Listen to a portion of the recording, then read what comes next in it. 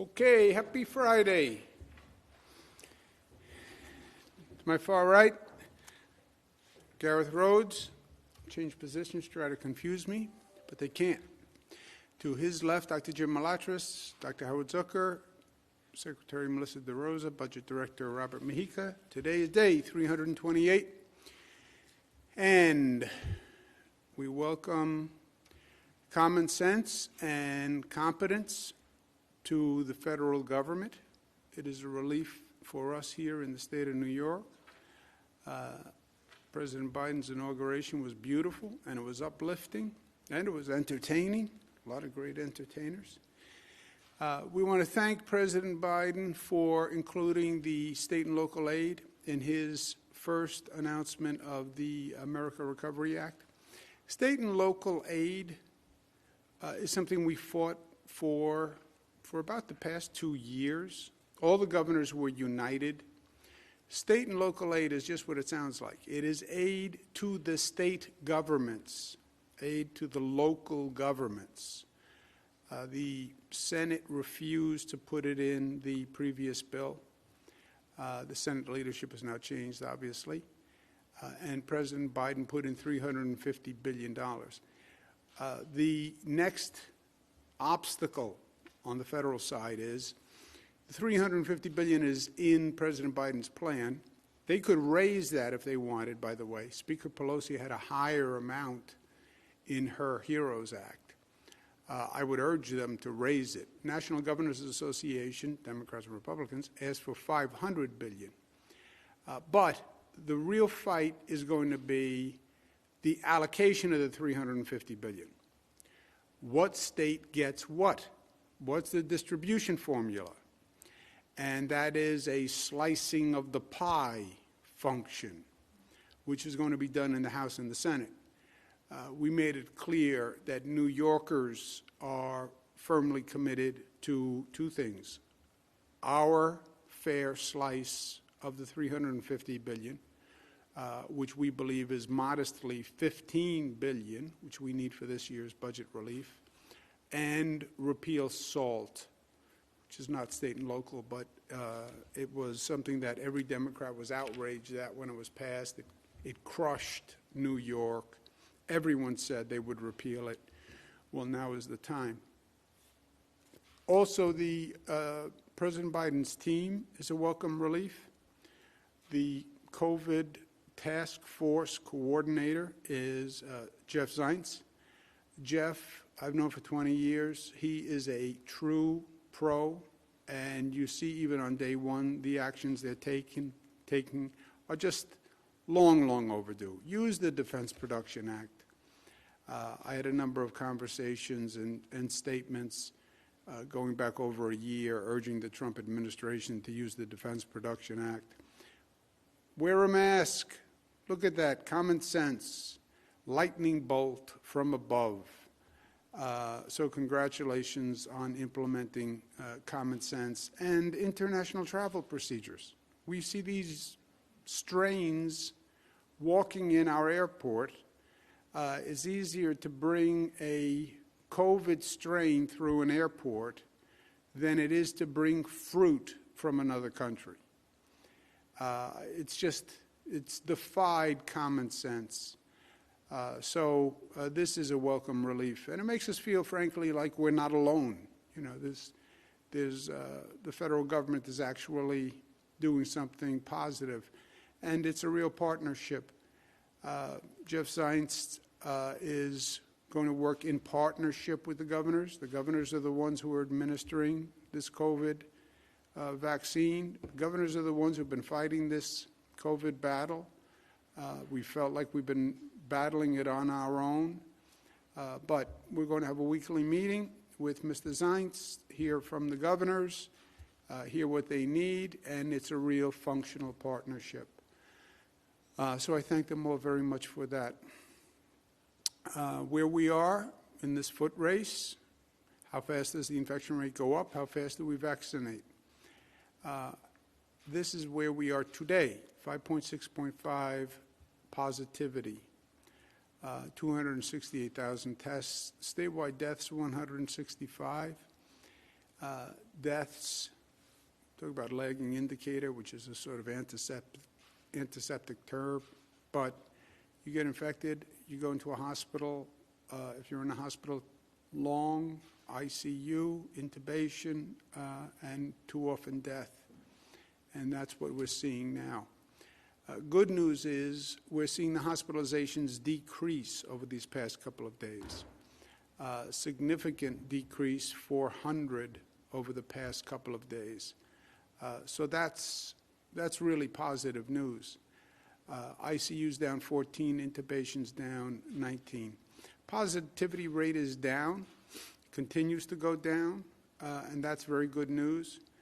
Hospitalizations are also a lagging indicator, but eventually they follow positivity. If fewer people are getting positive, fewer people are getting infected, fewer people are going into the hospitals, and that's what we are seeing also. This is a confusing chart, but just to make it confusing, as if it wasn't confusing enough. Start at the bottom, December 7th. December 7th is when you start to deal with the surge from Thanksgiving. People gathered for Thanksgiving, social gatherings. If they weren't smart, infection rate went up. Week later or so, you start to see it in the hospitals.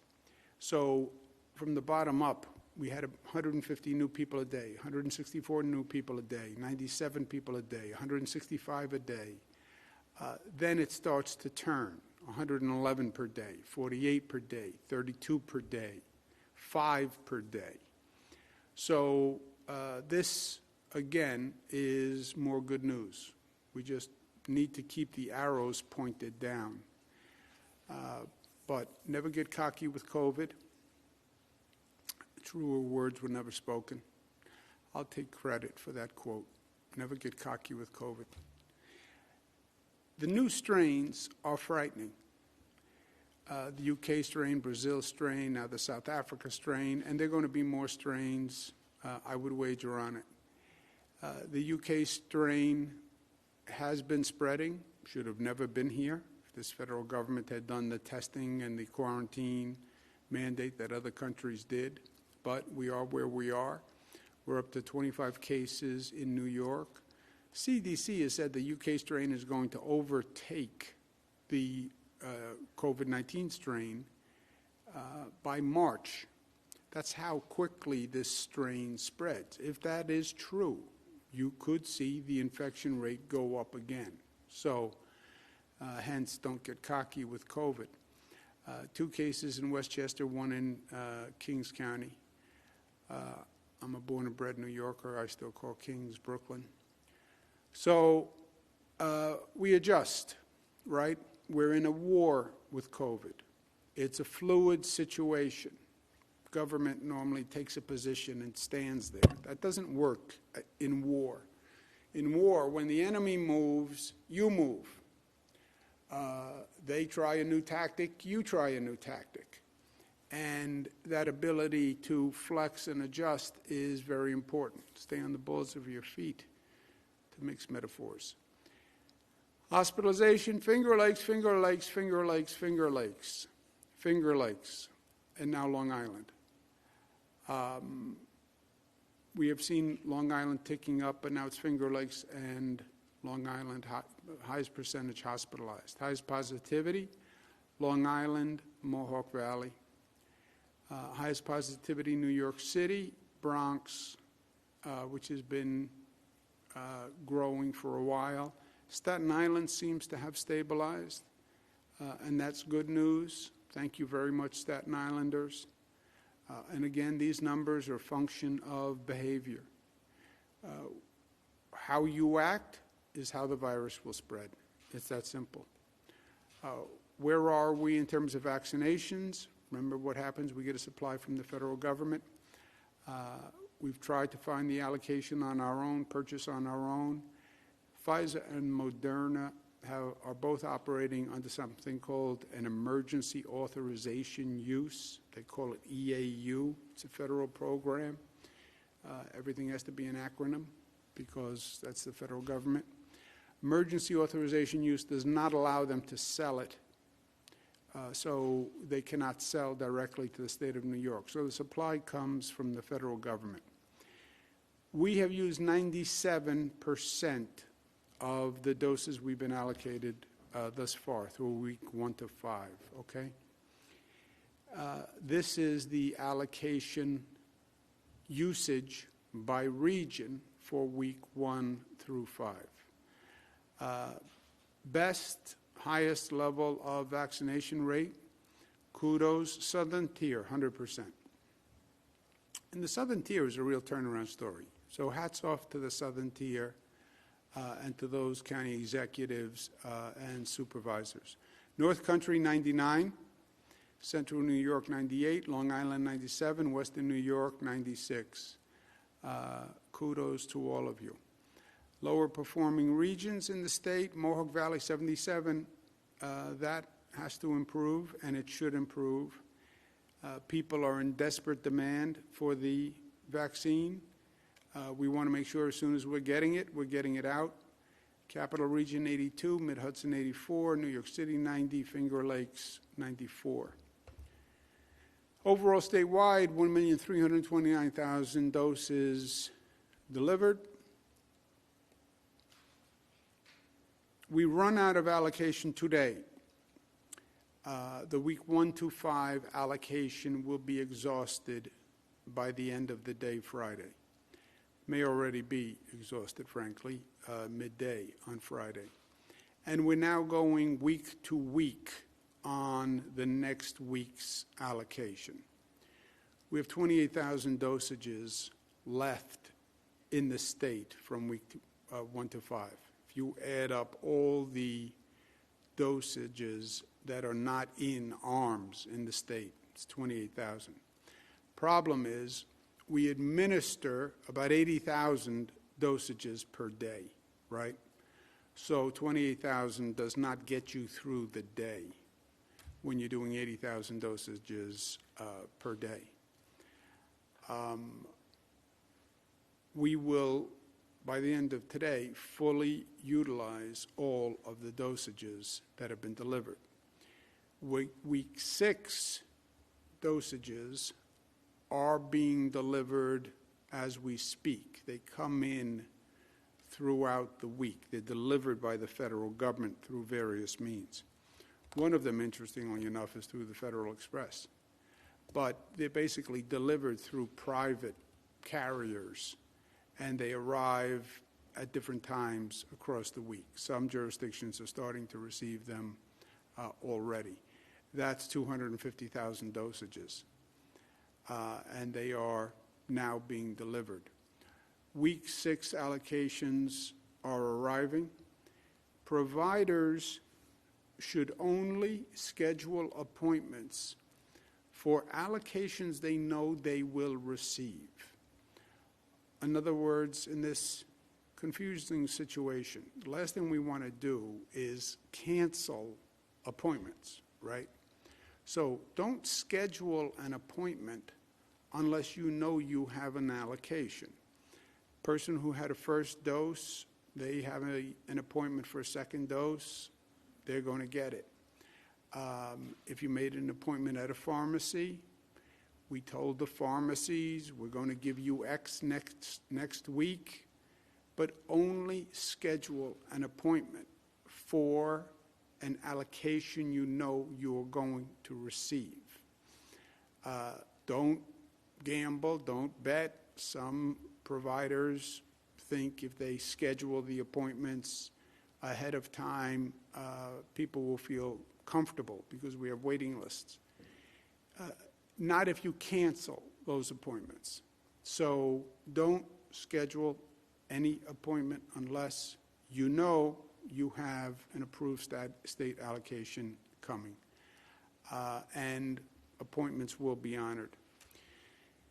The moment the vaccines are arrived, our goal is to get them in arms as soon as possible. 80,000 a day, 250,000 doses per week is not enough. And in truth, we can be doing more than 80,000 dosages per day. We have about 1,200 distributors. we can ramp that distribution network up very quickly. The 1,200 distributors are more distributors than we need. I can't provide the 1,200 distributors with all they could use now because we only get 240,000. We want to have that distribution network in place because we're hoping to get more production. And I want to anticipate more production and have that distribution network in place. I'd rather have more distribution waiting for vaccine than having vaccine sitting on a shelf waiting for distribution. So we have about 1,200 distributors. We could go to 2,000, 3,000 distributors like that. And we could easily do 100,000 dosages per day. That would be 700,000 per week. So we're limited by our supply. When we get the supply, we distribute it by region, right? And the region distributes it by subgroup by the different providers. So just stick with me for a second. It's not that complicated, but I want to be clear once again. You have three groups, basically. You have healthcare workers, you have essential workers, police, fire, teachers, public safety, food workers, and you have 65 plus. Three separate groups. We want to be fair in the allocation. Well, then do it by percentage of population. We are. Healthcare workers are about 21% of the eligible population. So we distribute 21% of that region's allocation to healthcare workers. Essential workers are about 27%. So we allocate 27% of that region's allocation to essential workers. 65 plus are more than half, 52%. So we distribute 52% of that region's allocation to the providers who serve 65 plus. No one is happy. Everybody wants more. What do? You just be as fair as you can possibly be with the allocation you have. And that's what we're doing. The three different groups are provided for by three different providers. Essential workers are done by city and county departments of health. Why? Because that's the normal liaison with the police and the fire and volunteer fire. They have the most accessible relation to the city and county governments. We're also asking the large unions, large forces to self-administer. So the city and the county don't even have to do the administration. They just hand it to the police department and let the police department's medical officers do it. Hand it to the fire department and let the fire department's EMTs administer it. Again, the vaccination is not rocket science, so due respect to Dr. Zucker. It's a vaccine. And EMS workers, EMT workers administer a vaccine in the normal course of business. So essential workers and the percent that essential workers represent, 21%, goes to city, county departments of health. Healthcare workers go to the hospitals. Nurses and doctors work in the hospitals.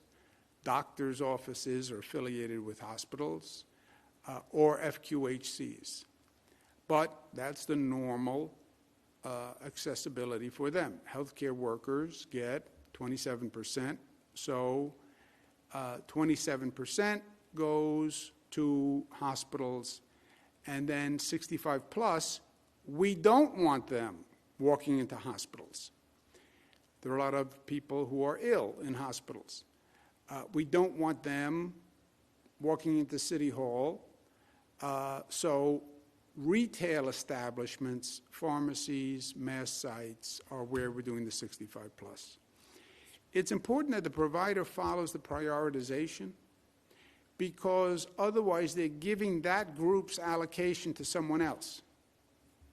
And I've said this repeatedly, but I understand the stress level and the anxiety level. At least we have to be able to say we are fair. If you give the police dosage to 65 plus, then the police don't get it. If you give the 65 dosage to hospital workers, then the 65-year-olds don't get it. So please follow the Department of Health prioritization. Otherwise, you're robbing Peter to pay Paul. That's all you're doing. The Trump administration, and I said this not because he's out of office, I said it while they were in office, this was all unnecessary chaos and confusion and anxiety. Everybody agreed nursing homes were the top priority. Everybody agreed with that. All Americans agreed with that. You have vaccines, they're limited, give it to the people in the nursing homes. Everyone agreed with 1A. Nurses, doctors, give it to them. They're on the front lines. They're dealing with COVID-positive people every day. I'm not. They are. And if they get it, they're super spreaders. And if they get it, the hospitals close down. Everybody agreed. First responders, essential workers, everybody agreed. They could all be potential super spreaders. They're more exposed. They then opened it up to 75 plus, which made sense. But again, you are already way over capacity. By the way, we still have not received enough supply just to do 1A and 1B.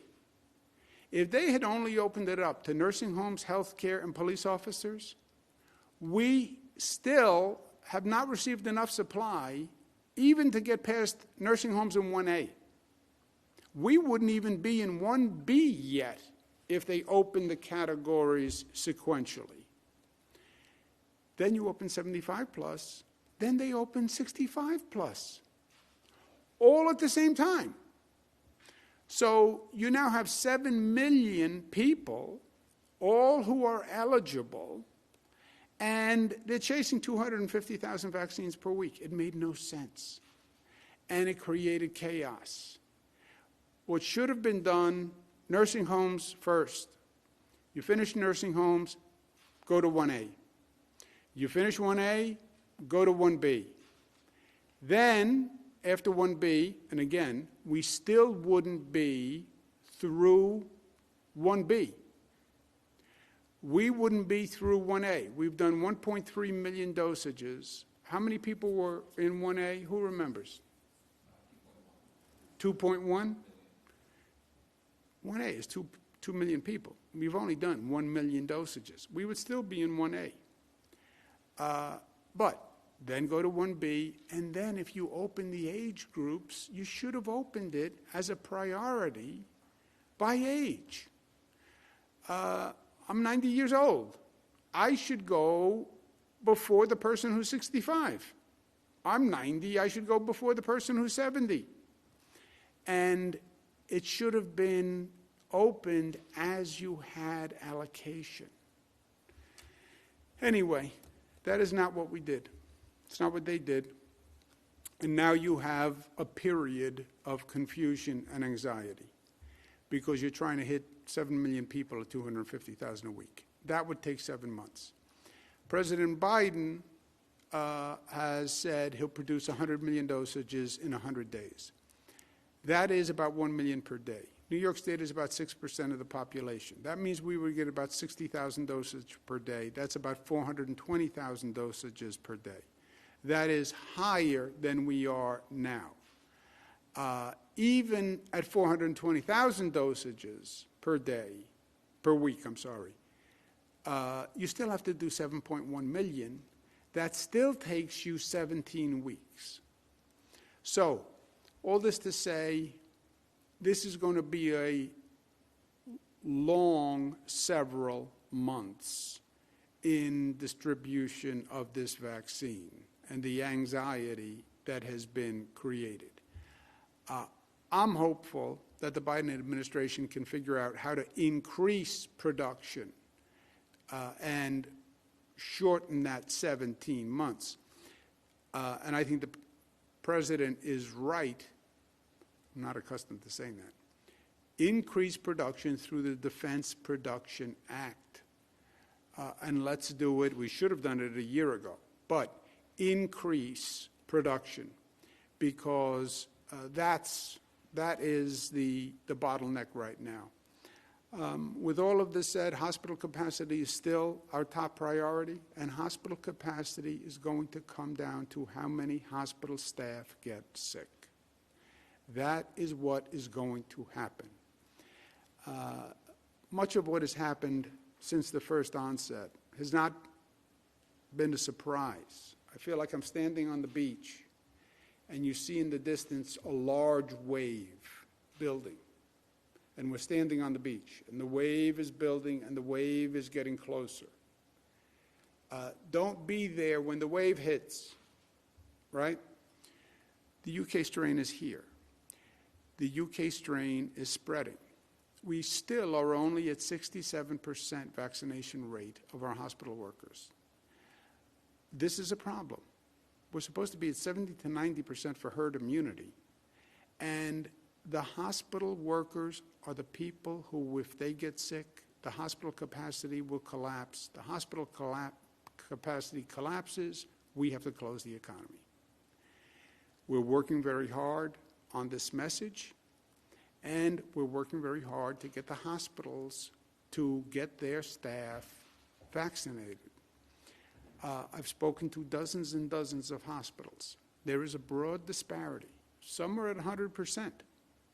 Some are at 50%. Average is 67. It's ticking up. It was 65 on Wednesday. It was 62 last week.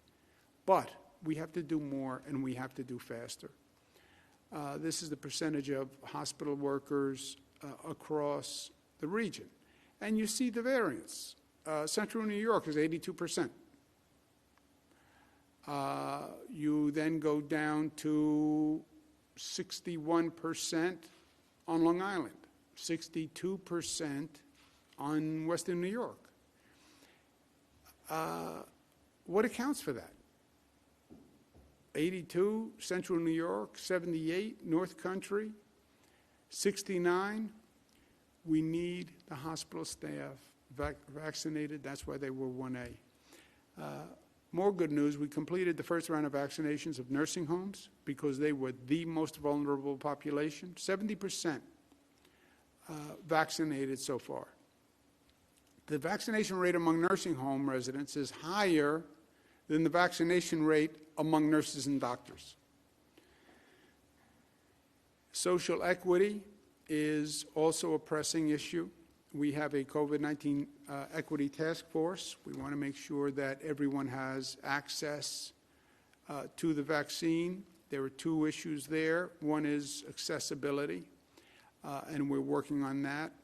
The second is the willingness to accept the vaccine, and we're doing everything we can on accessibility. We're going directly to public housing projects, but we have a problem with skepticism about the vaccine, especially in black and brown communities. And I'm working with clergy, I'm working with community leaders, I'm working with respected doctors, nurses. I understand the skepticism about the federal government and the past federal government and their vaccination approval. It gave the sense that it was political. I get the historic skepticism, especially among the black community with the Tuskegee experiment, et cetera. That's why we had New York doctors approve the vaccine in addition to the federal government approval. And people said at that time, Oh, why would New York State do this? It's redundant. If the FDA says it's safe, and if HHS, federal HHS, says it's safe, then it's safe. No, because people did not believe that administration, and they did not believe that HHS and that FDA. And by the way, as I say to members of the black and brown community every day, I don't believe them either. I had my own level of skepticism and cynicism about the previous administration. But I'm not taking their word for it. We had New York doctors go through it. We have the best hospital network on the globe in New York. They have all gone through the vaccine. It is safe and it can save your life. But I need the clergy members, I need the medical community. We have to get past this skepticism problem, and we have to do it quickly. Otherwise, without this vaccine, the UK strain hits, you're going to see the death rate go up. As an aside, in the budget, we're doing something called 21-day amendments, where you can amend the budget and add certain things. I just want to make sure people are aware. We have consumer utility protections in the budget. Right now, there's a statutory cap on what the utilities can pay for damages. So there's a storm on Long Island. People get hurt. Public Service Commission determines that the utilities were not ready or whatever. They charge a penalty to the utility. In the law, they have caps on the amount a utility can be penalized. NYSEG was penalized the other day. It was only $1.5 million. Why only $1.5 million? The damage was much worse. Well, because the law capped the penalty. The laws, and these are old laws, but they were basically a utility protection program. Why would you cap a penalty? The penalty is commensurate with the damage. That's what a penalty is. But at one time, the utilities were very powerful, and they were powerful with the legislature, and the law protects them. That has to change. You can't artificially limit the penalty. The penalty is what the penalty is. The penalty is equivalent to the damage. If you create $10 million worth of damage, the penalty should be $10 million. Also, they can't shut off utilities because a person can't pay in the middle of an emergency like COVID. That's in the bill also. Also, internet providers, which now have limited regulation from the state and can often be very abusive to consumers. If you have a problem with an internet provider, it is the most frustrating process that a consumer can go through. And really, there's nobody to complain to. Many of them have basically a virtual monopoly, and they're not responsive to consumer complaints. We also want to say internet service providers, low-income families, you cannot charge more than $15 for the basic internet service program. We go to remote learning and kids are not in school. If the household doesn't have internet, that child doesn't get an education. And I'll tell you who that child is. That's a poor child, a black child, a brown child, a child in public housing. And education is supposed to be for everyone. So that's in the budget also. Also, and this was announced last June, okay, about 7 months ago, public safety is a crisis in this state and in this nation. The lack of trust between police and the community is worse than anything I have seen in my lifetime. The feelings are very high. Police feel victimized, they feel terrorized, they feel that the community disrespects them, they feel that they are the scapegoat, they feel that they can't do their job, and if they can't do their job, they're not going to try. Members of the community feel that they've been victimized and they've been terrorized. Our great Attorney General just did a report on the New York City Police Department that finds, basically, that the police have been using unfair tactics against protesters for a very long time, tactics that were supposedly no longer in place. This relationship has to be fixed, and it's not going to fix itself. The communities, we have 500 communities with police departments. Put the people at the table like this: police, community activists, representatives, and talk through the issues. Everyone in the state needs public safety. The police serve everyone.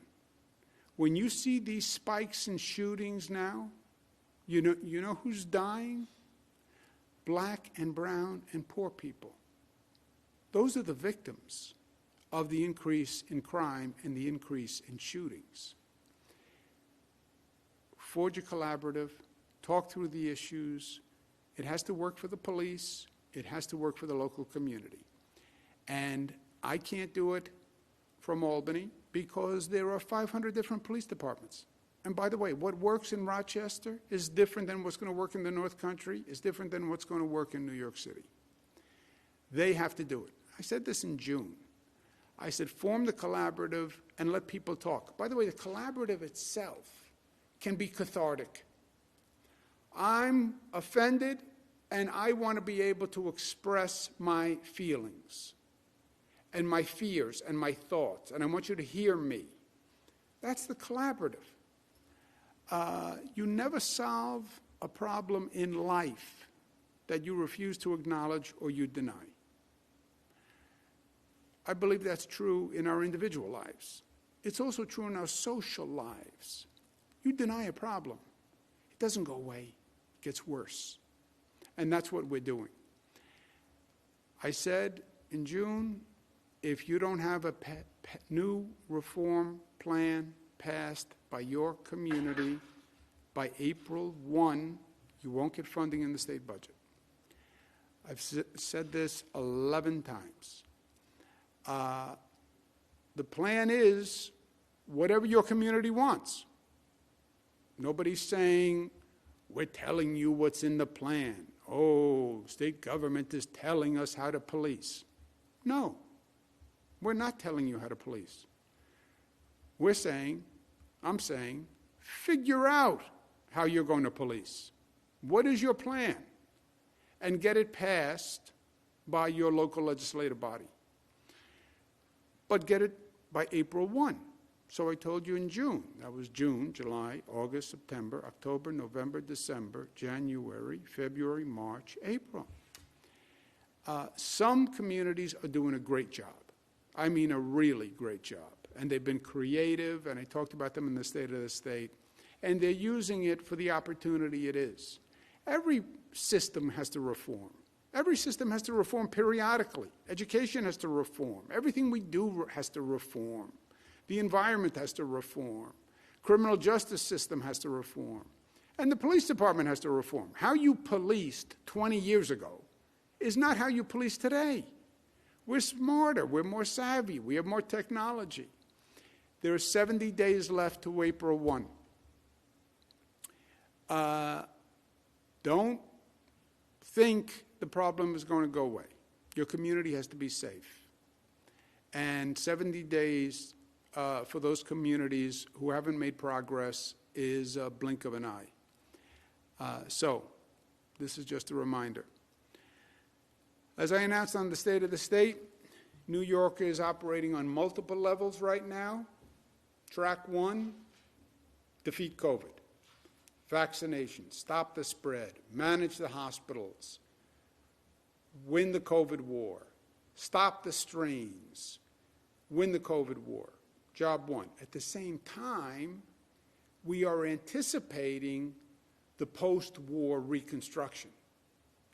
And we're actually energized by it. There's going to be a transformation moment. And places are going to rebuild all around the world. And we think we can be the first and the best in the rebuilding. And that's why build, baby, build. I love that expression. And you know who's going to be the first to build? The first one with shovel-ready projects who can actually deliver. When President Biden passes an infrastructure bill, which he will, he's been dedicated to it all his life. He's going to look for projects that are ready to go. I know that. He said it. I've been in the federal government. Nobody wants to fund a project that's going to take 3 years to break ground. That doesn't stimulate the economy. New York is going to be ready to go. That's why we're queuing up all these projects, ready to go, ready to go. As soon as that federal bill is passed, we are ready to go. And we're going to be starting on our own, not even waiting for Washington, because I've been waiting a long time. So, simultaneously, all of this is happening. Win the war, post-war reconstruction. Do both at once. It's hard. It's not hard. We're New York tough. We're smart. We're united. We're disciplined. And we're loving. Questions, operator? Thank you, Governor. If you'd like to ask a question, please use the raise hand function at the bottom of your window. We'll take a moment to compile the Q&A roster.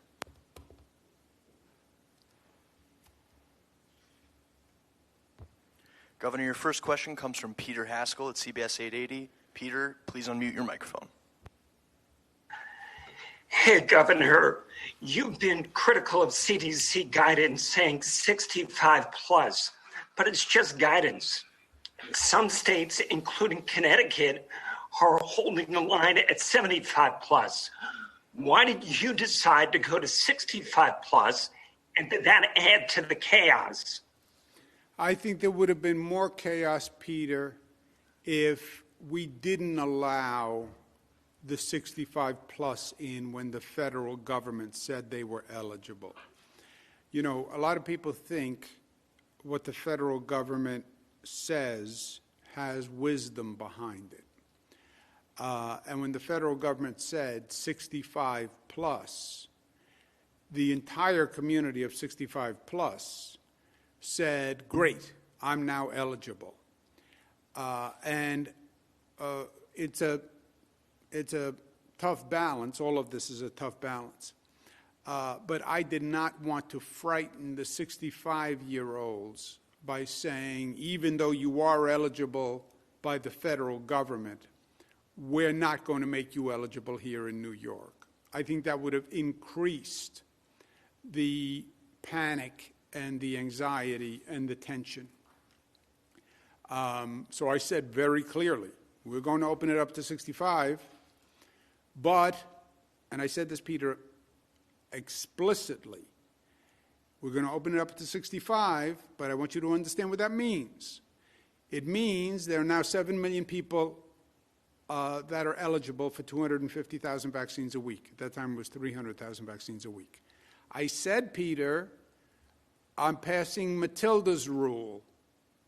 Matilda's rule, it's named for my mother. She's 65 plus. That was close. She's 65 plus.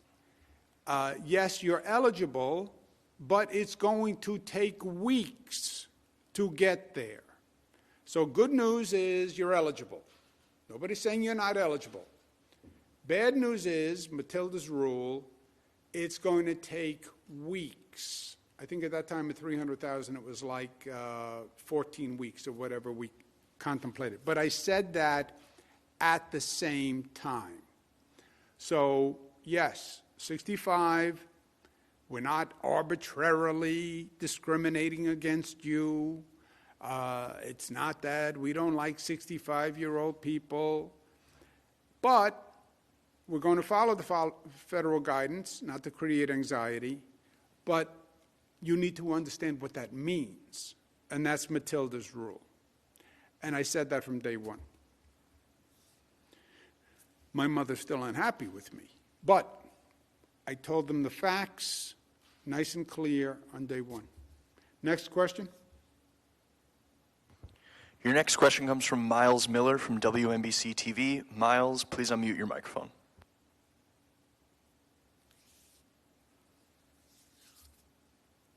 Hello, Miles. Miles, please unmute your microphone.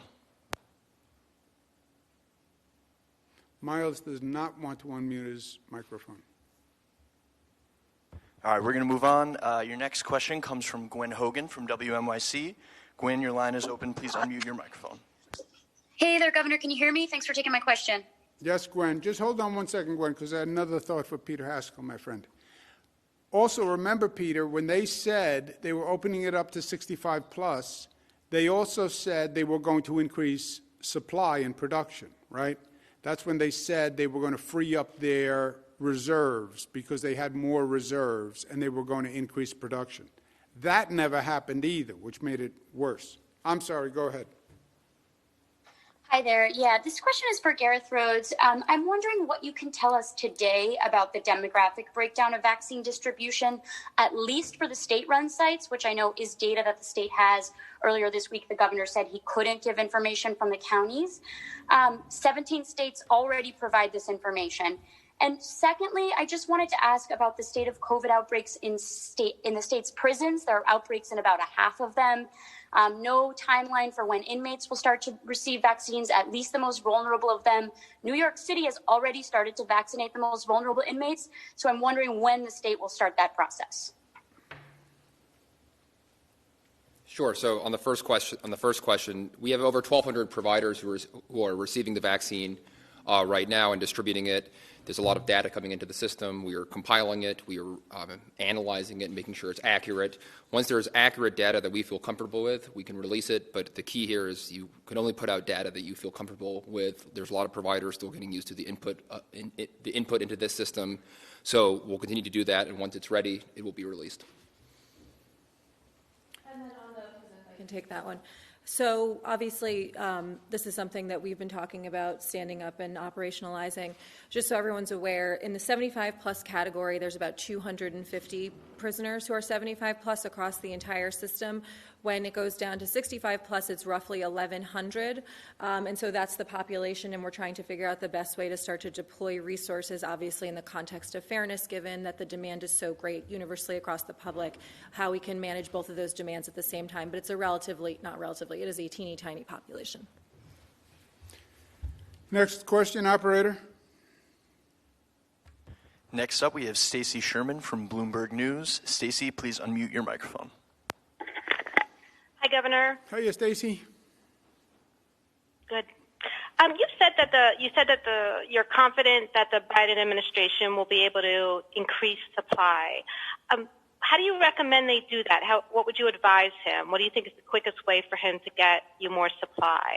And then one more question is that UK is reporting that its variant of the virus may be linked to higher death rates. Based on what you know and what you've seen, is that surprising to you? Short answer on the second part is yes. I've heard the exact opposite. I'll ask Dr. Zucker to comment because that would be frightening news because we know it's more transmittable. We were told repeatedly it's not more lethal. What was the first part of the question again? Do you remember the first part of the question? Well, why don't you talk about the confidence in the ability to stand up additional vaccines from the federal government. We know, well, the Biden administration has said, when they say 100 million in 100 days, that is 1 million per day. That's roughly 400,000 to the state of New York. That is more than we are now receiving because we're only receiving 250,000. So just the 100 million over 100 days, that's more than we're now getting. Point one. Point two,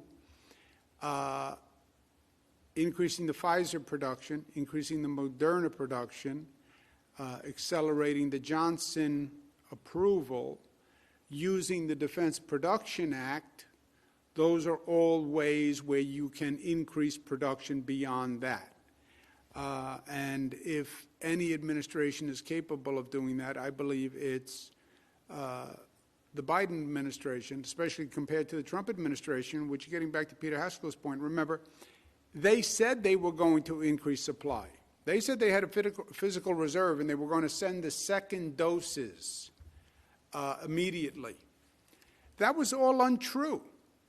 So we then planned, and the public heard, 65 plus, and there are more doses.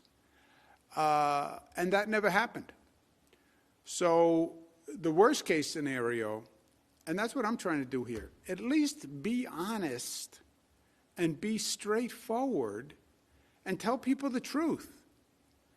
And don't create false expectations. Anybody can get it 65 plus, and we're going to increase supply because we're going to send the second dosages now. That was just not true. It was just not true. Dr. Zucker, did you hear anything about this Sure. UK variant? So this is information which I heard a little bit about this just this morning, but the UK science advisor said that the issue of lethality is not yet strong, and so I have been in touch with them over the course of last week, and we'll speak with them again. You have to also look at this from two perspectives. That's one issue, lethality, but also the fact that it's more transmissible means that there are going to be more cases. If there are more cases, there's more hospitalizations. If there are more hospitalizations, obviously there's a risk of more deaths. So, so I haven't heard the details of what you're specifically reporting or hearing, but I do know that the UK science advisor said that it's not the lethality is not yet, evidence for that is not that strong. Have any of our UK cases passed away? No, we have 25 cases and none. Nobody's passed away. Well, that's good news. Okay, next question, operator. Let's take two more. All right. Your next question comes from Dan Clark at PBS. Dan, your line is open. Please unmute your microphone. Hey, Governor, how we doing? How we doing, Dan? Very good, thank you. I'm wondering, in the spring, you were very critical of President Trump for not issuing a national mask mandate, and President Biden has only been in office for a few days. You're a close ally of him. Are you disappointed that he hasn't issued a national mask mandate like how you wanted the former president to do? Well, look, New York was the first state to pass a mask mandate in the United States of America, and I'm proud of it. I think New Yorkers in many ways were more informed about COVID. We had a different experience about COVID, and I think New Yorkers got it, and I was willing to propose it and push it, and New Yorkers did it. You know, New Yorkers did it. Mask compliance is like 98% in public spaces. And that's because of New Yorkers. Now, is the country in a different place? Look, you have some states that still are in various stages of denial. I think what President Biden did was a step in the right direction. And is going to make a significant difference. My position, as I did in New York, is I would mandate masks all across the board. But what President Biden did is actually much, much better than what had been done before. We had a president who was saying, basically, don't wear a mask, even though his advisors were saying wear a mask. And it was total anarchy. So President Biden himself wears a mask. His staff wears a mask. He has a mask mandate. Obviously, our mandate is broader, and I support our mandate, but I understand his. Operator? Your next question comes from Bernadette Hogan at the New York Post. Bernadette, your line is now open. Please unmute your microphone. Hi, Governor. How are you? Bernadette? Okay, so two questions. One, you were just talking about President Biden and the mask mandate. I wanted to get your thoughts on the other day, he was at the Lincoln Memorial and he was not wearing a mask. And this was hours after signing the executive order mandating the use of masks on federal property. And so wondering what you think of that. His top spokeswoman defended this and said, he has bigger things to worry about. So should the president be setting a good example and be wearing masks regardless of bigger things to deal with? And then number two, with the vaccines, right now, is the state allowed to use second dose allocations for first doses, or how does that work? And how does the Defense Production Act change our vaccination program, and what do you hope that it smooths out going forward? What is it burned out? So what was the last four words you got broken up? Yeah, with the Defense Production Act and the Biden administration's promise to utilize that, what bumps in the road, what problems with the vaccine program do you hope that will iron out? Okay.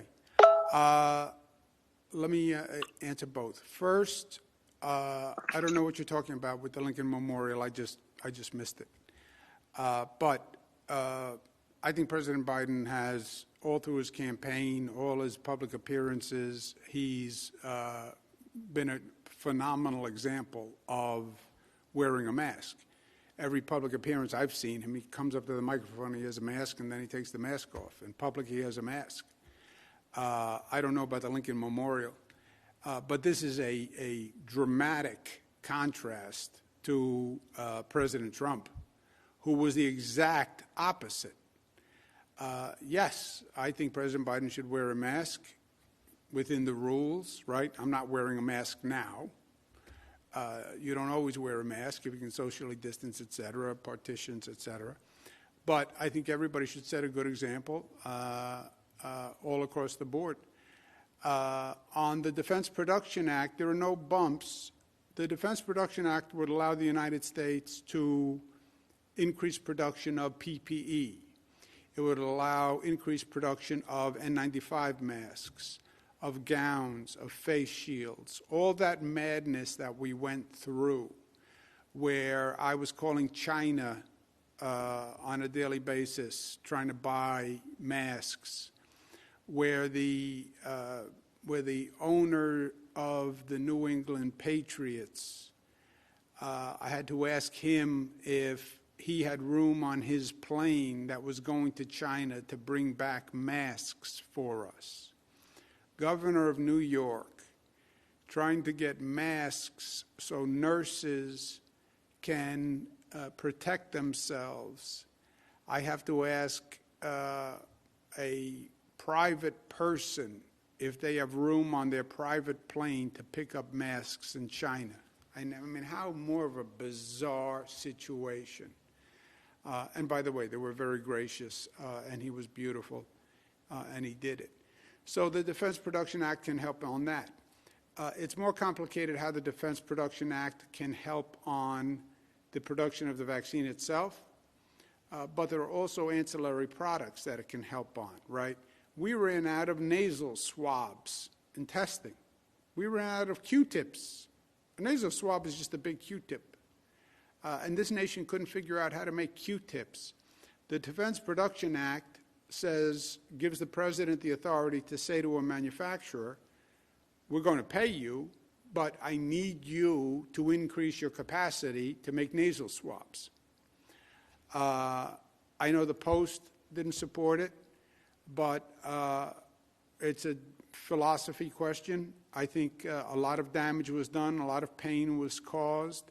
And I think when this nation is at war, and COVID is at war, the president should act accordingly. When we're in World War I, World War II, you have factories transformed into factories to build tanks and bullets and rifles because we're at war. COVID is at war. And our front line, the nurses and doctors, didn't have masks and didn't have gowns.